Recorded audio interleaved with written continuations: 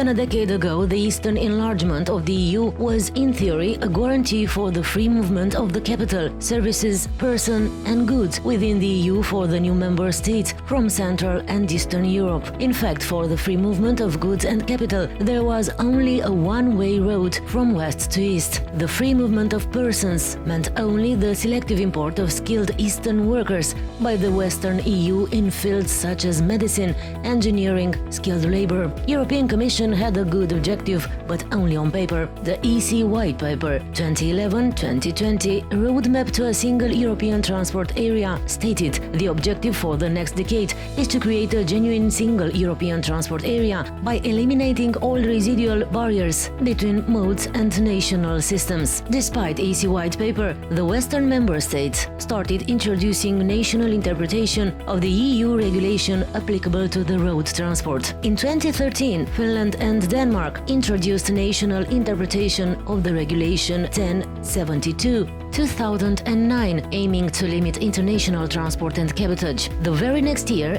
in 2014, France and Belgium adopted legislation against so-called social dumping by introducing national interpretation of Regulation 561/2006, banning the foreign drivers to spend their regular weekly rest in the cabin of the vehicle. Similar interpretations of Regulation 561/2006 were adopted by Germany in 2017 and by Netherlands in 2018. Obviously, the ban of spending regular weekly rest in the vehicle is not affecting the national hauliers from these Western countries, whose drivers will spend their rest at home, but the foreign drivers, the most affected being the hauliers from peripheral countries. The Western EU did not stop here. The EU Directive number 71 on the posting of workers was adopted long time ago in 1996, but it was not applied to road transport until 2015, when Germany introduced a national interpretation of this directive, imposing foreign hauliers to pay the German minimum wage to their drivers when operating international transports in Germany. Obviously, the most affected are the hauliers from Central and Eastern EU countries, whose national minimum wages are lower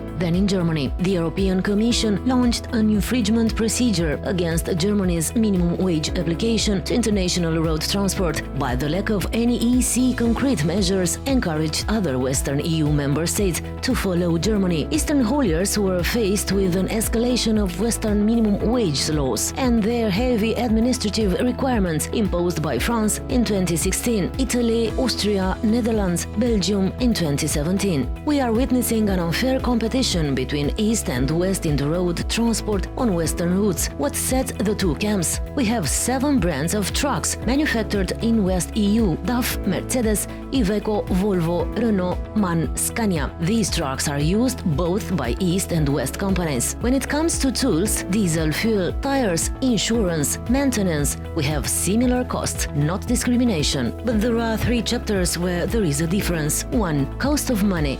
1-2% interest rates for Western countries versus 4.56% for Eastern countries. Are we talking about financial dumping? This is a market advantage for Western EU hauliers, and the situation remained unchanged since the EU Eastern enlargement. 2. Labor costs. ECU drivers have lower total cost on the job, but similar income with other drivers. Are we talking about social dumping? This situation used to be an advantage for Eastern hauliers, but it will not be anymore since France, Germany, Austria, etc. impose the same minimum wage for everybody. 3. Transport tariffs, where we have an unwritten rule. For Eastern hauliers, the Western customers are paying below €1 per kilometer, while Western hauliers receive €1.5 per kilometer for the same transport, while the transport cost of references is the same for East and West hauliers operating on the Western routes. Let's consider that with 1 driver per truck and complying with all EU rules, an Eastern haulier can operate 20,000 kilometers per month in Western Europe. If in that month the Eastern hauliers is paid similarly as an Western haulier, meaning a tariff increase of €0.5 per kilometer, passenger, this haulier will get an extra income of euro 6,000 per month, out of which the eastern haulier would be able to pay extra for the driver and accommodation. Same pay for the same work in the same place. This principle is also valid for companies, not only for employees. Western clients ask eastern hauliers to respect minimum wage laws, but they should be ready to pay the cost increase so that the eastern hauliers can cover the cost of reference for a transport in West EU. It is a matter of respect and maturity. West EU wants respect for internal market, and East EU is ready to respect it. East EU wants mainly respect for international transport, but is West EU ready to respect it?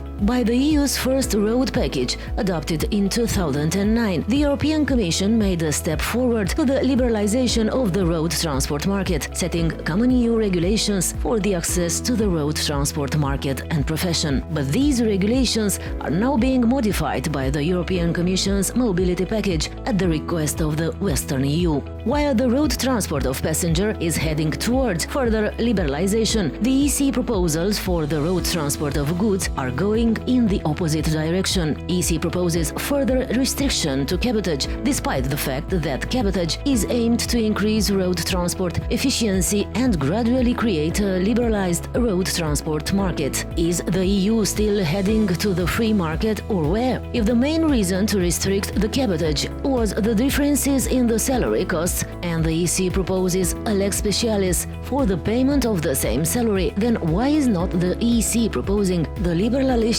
of cabotage together with the lex specialis? To reach EC objectives for clean, competitive and connected mobility, the mobility package has to make some step forward to full liberalization of the road transport of goods market to help both the West and the East road hauliers to stay competitive. The mobility package should also apply the principle same reference cost for road hauliers operating in the same place.